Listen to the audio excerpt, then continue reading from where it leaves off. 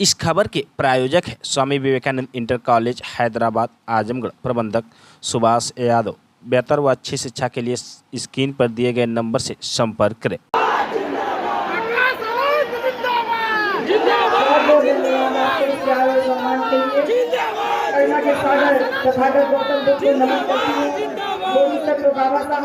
Doctor Bhimrao Ambedkar को सशक्त नमन करती हूँ। बहुजन महानायक माननीय कांशीराम साहब को सशक्त नमन और हमारे बहुजन समाज में जन्मे सभी संतों गुरुओं महापुरुषों को नमन करती हूँ। साथ ही आज इस चुनावी महासभा में पधारे आदरणीय हंती जी को सादर वंदनामी और मंच पे उपस्थित हमारे सभी आदरणीय सम्मानित कोऑर्डिनेटर्स और साथ ही साथ यहाँ पर घोसी लोकसभा के बालकृष्ण यादव जी, बालकृष्ण चौहान जी, आजमगढ़ के प्रत्याशी माननीय मसूद अंसारी जी, बलिया के प्रत्याशी माननीय ललन यादव जी और सलेमपुर के प्रत्याशी हमारे परम सम्मानित उत्तर प्रदेश के प्रदेश अध्यक्ष रहे बहुजन समाज पार्टी के भीम राजभर जी और सामने उपस्थित हमारी सभी बहनों और भाइयों, आप सबको जय भीम नमो बुद्धाय। आज इस चुनावी जनसभा में जो हमको आप लोगों से रूबरू होने का मौका मिला और जिस प्रकार से मैं देख रही हूँ कि इस आजमगढ़ में स्पेशली लालगंज में तमाम जो नेताओं का आवागमन हो रहा है और उनके जो भाषण हम लोग सुन रहे हैं, उससे ये साफ पता चल रहा है कि देश में ये भारतीय जनता पार्टी की विभाजन की राजनीति किस प्रकार काम कर रही है कि पूरे देश की जनता को दो भागों में बांट के रख दिया गया है। एक जो बीजेपी के समर्थक हैं वो देशभक्त हैं और जो बीजेपी के समर्थक नहीं है उनको देशद्रोही का दर्जा दिया जा रहा है। इसी प्रकार सरकारी संस्थानों को भी दो भागों में बांट दिया गया है। मीडिया की क्या बात करें, मीडिया तो मुट्ठी भर लोगों की बिल्कुल गुलाम बन करके रह गई है और मीडिया भी दो भागों में बटी हुई साफ तौर पे दिखाई दे रही है। उसको गोदी मीडिया का नाम दिया जाना अपने आप में सब कुछ सिद्ध करता है। यहाँ तक कि हिंदुओं की राजनीति करने वाले लोगों ने हिंदुओं को भी दो भागों में बांट दिया। एक है जो भारत में रहने वाले हिंदू और जो दूसरे हैं बीजेपी के जो समर्थक ग्रुप वो वाले हिंदू। बीजेपी के अगर आप हिंदू हैं तो आप असली देशभक्त हैं और अगर आप बीजेपी के समर्थक नहीं हैं तो आप देशद्रोही हैं, आप देशभक्त नहीं हैं। ये पूरे सिस्टम को खोखला करने का जो प्लान किया जा रहा है, तमाम तरीके के लुभावने वादे किए जा रहे हैं, खोखली गारंटियां सड़कों चौराहों पे लटकी हुई हैं। इन खोखली वादों, इन खोखली गारंटियों के फेर में मत आइएगा। ये पूरी तरीके से सामाजिक ताने बाने को, राजनीति को, अर्थव्यवस्था को, सबको पूरी तरीके से खोखला करने का प्रयास कर रहे हैं। एक छोटा सा उदाहरण आप समझिए कि इस देश में आपने रेल बेच दिया, सड़क बेच दिया, हवाई जहाज बेच दिया, बैंक बेच दिया, LIC बेच दिया और कितनी बेशर्मी से बोलते थे कि मैं देश नहीं बिकने दूंगा, मैं देश नहीं झुकने दूंगा। और मजे की बात देखिए, मजे की बात ये देखिए कि जब सरकार के पास एक भी सरकारी एयरलाइंस नहीं है तो खिरियाबाग में पिछले 2 साल से आंदोलन कर रहे लोगों का दर्द कितना जायज है कि तमाम गांवों को विस्थापित किया जा रहा है, ग्रामवासियों को उनकी जगह से छोड़ने को मजबूर किया जा रहा है, एयरपोर्ट का एक्सटेंशन किया जा रहा है। ये न केवल आजमगढ़ बल्कि ये मऊ, घोसी, बलिया की जनता सरकार से जवाब मांगे कि जब आपके पास एयरलाइंस नहीं है तो आप एयरपोर्ट किसके लिए बना रहे हैं? अपने उन्हीं चंद पूंजीपतियों लोगों को लाभ पहुंचाने के लिए बना रहे हैं। इसलिए मेरा ये कहना है, स्पेशली जो एक माहौल तैयार किया जा रहा है, जब हम तमाम नेताओं के भाषण सुन रहे हैं तो ये समझ में आ रहा है कि ये नफरत की राजनीति, एक वर्ग विशेष या ये कहें कि मुसलमानों के खिलाफ नफरत भरा जो माहौल पैदा किया जा रहा है, उस माहौल को जनता जवाब देगी 25 मई को जब आजमगढ़ का और लालगंज का चुनाव होगा।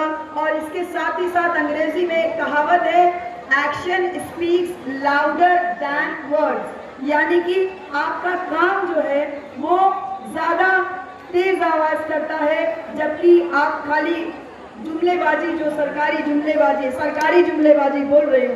क्योंकि इस पद पे पहुंच के आप बड़े बड़े नारे दे रहे थे कि लाएंगे 15 लाख लाएंगे और अच्छे दिन आएंगे।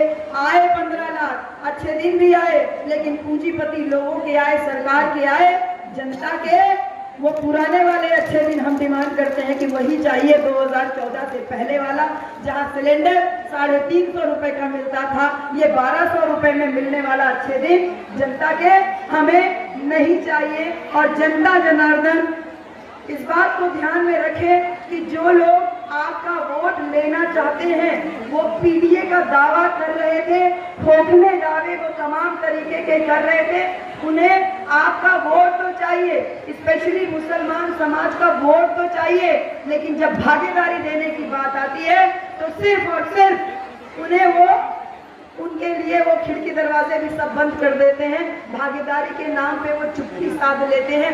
अगर मुसलमान समाज को भागीदारी किसी ने दी तो सिर्फ और सिर्फ बहुजन समाज पार्टी ने दी। वर्तमान लोकसभा चुनाव में 24 मुसलमानों को टिकट देना इस बात की वानगी है कि बहुजन समाज पार्टी की मुखिया मुसलमानों की सही मायने में हिमायती है, हिस्सेदारी की बात करने वाली है। पिछली बार के विधानसभा चुनाव में भी 100 से ज्यादा उम्मीदवार मुसलमान समाज के बनाए गए थे। इसलिए मेरे साथियों, जो भागीदारी की बात करे आप केवल उसे वोट दीजिए। और ये सरकार दलित, पिछड़ा और मुसलमानों की राजनीति को पूरी तरीके से खत्म कर देना चाहती है, बर्बाद कर देना चाहती है।